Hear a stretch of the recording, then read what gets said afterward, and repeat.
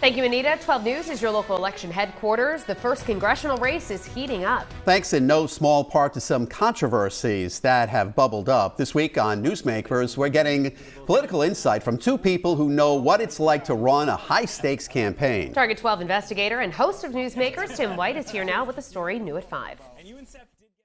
Former mayors Fung and Angel Taveras may come from different sides of the political spectrum, but they have a couple things in common. They both went to Classical High School in Providence at the same time and have both run and lost a race for Congress.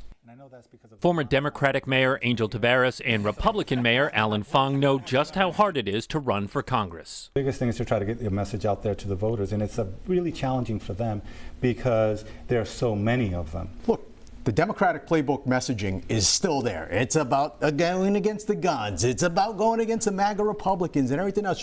I can hear those messages day after day. It was the messages used against me. In the first congressional race to replace David Cicilline, some candidates have felt the heat in recent days. 12 News reported this week that Aaron Regenberg is receiving support from a super PAC that was funded with $125,000 from his father-in-law, and Sabina Matos' campaign has been rocked by a signature scandal. Is that your signature? No, it is not my signature, not my handwriting at all. For a week, Matos declined interviews until a Board of Elections hearing that ultimately resulted in her staying on the ballot, despite questions about her nomination papers. Do you think that was a mistake by the Matos campaign to stay silent for that long? Absolutely.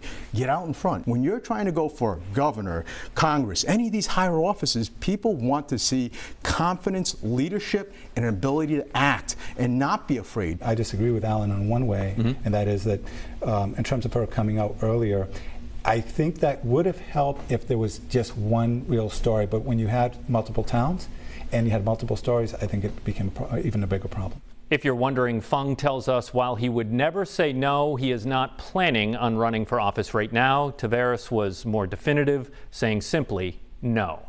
Tim White, 12 News.